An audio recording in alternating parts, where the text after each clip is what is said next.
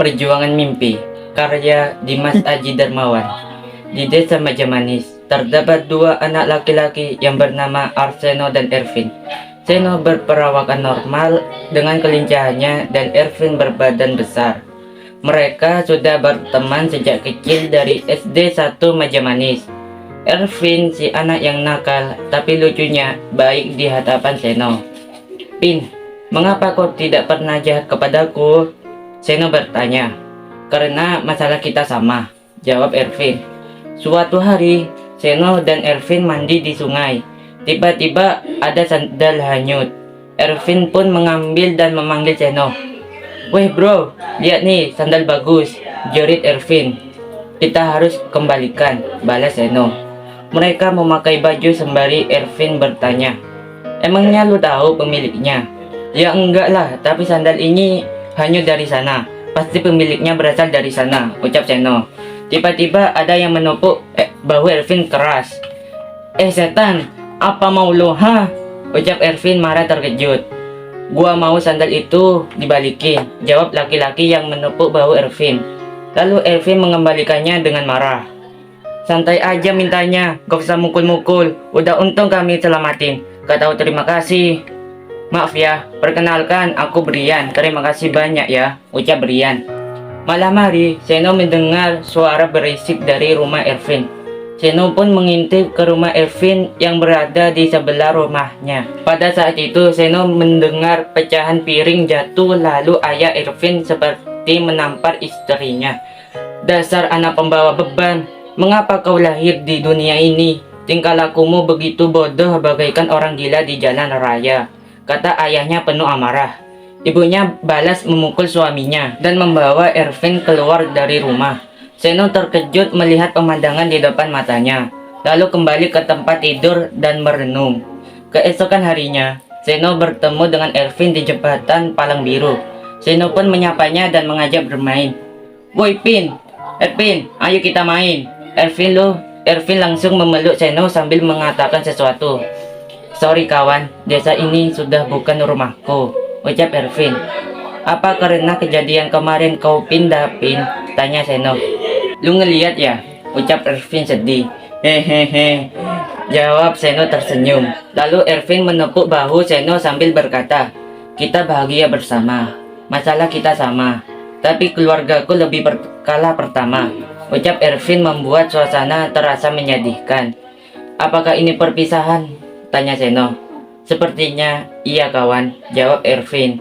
5 tahun setelah perpisahan yang menyedihkan, Seno sudah duduk di bangku kelas 3 di SMP 1 Majamanis. Seno memiliki banyak teman, tapi mereka bukan seperti Ervin. Suasana rumah Seno sedang tidak baik-baik saja. Malam hari, Seno mendengar suara berisik yang berasal di ruang tamu. Cetar! Suara piring jatuh disambut tamparan di pipi ibunya. Seno pun muncul menolong ibunya dan berkata, "Ini istri lo sendiri lo pak, kok teganya kepada istri sendiri? Lu tuh udah beban, gak usah ikut urusan orang tua," ucap ayahnya yang penuh amarah dan tendangan di kepala Seno. Kejadian ini sama seperti 5 tahun lalu yang dialami Ervin. Seno memahami apa yang Ervin rasakan. Seno dan ibunya pergi ke pinggir jalan dan tidur di halte. Di saat ibunya tertidur, Seno merenung sambil melihat bintang-bintang. Kenapa hidup ini penuh dengan penderitaan yang pahit? Mengapa Tuhan tidak membiarkan semua orang hidup bahagia saja? Tanya Seno kepada bintang-bintang. Tiba-tiba terasa pelukan yang membuat Seno diam sejenak. Jika dunia dipenuhi orang yang kehidupannya bahagia terus-menerus, orang-orang akan melupakan adanya Tuhan.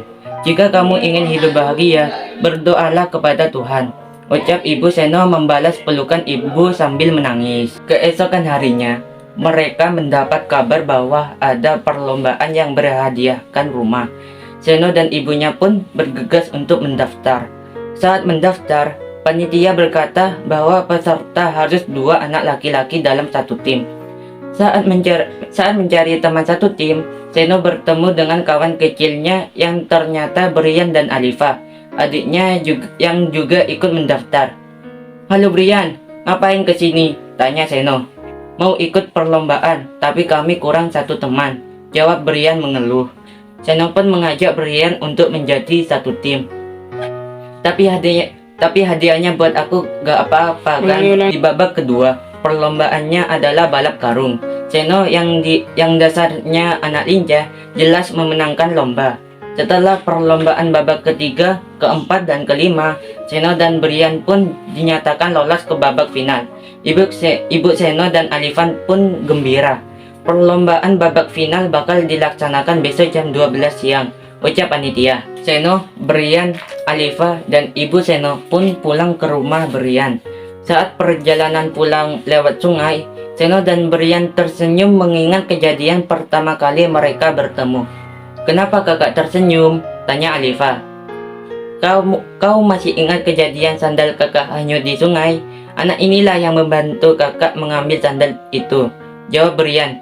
Brian dan Alifan pun tertawa. Malam tiba, di ruang tamu, Brian bertanya mengapa Seno ingin mendapatkan rumah. Seno memunculkan foto dan berkata bahwa ayahnya memukul ibu dan kita pergi dari rumah. Brian pun memahami kondisi Seno. "Kok tidak mengajak teman mandi lo yang dulu?" tanya Brian. Dia juga mengalami masalah yang sama. Hanya saja orang tuanya memilih untuk bercerai, jawab Seno. "Mengapa orang tua kakak tidak cerai juga?" tanya Alifa. Brian yang mendengar pun terkejut dan melarang adiknya berbicara seperti itu. "Ibuku tetap sabar dan tabah. Ibuku percaya bahwa hidup kita akan berakhir indah," jawab Seno tersenyum. Saat hari final, Brian dan Alifa tidak sengaja bertemu ayahnya Seno. "Kak, bapak itu mirip ayahnya Kak Seno," tunjuk Alifa. Brian dan Alifa menghampiri ayah Seno dan bertanya, "Apakah bapak ingin melihat Seno dan istri?" Brian menceritakan semua tentang Seno dan ibunya.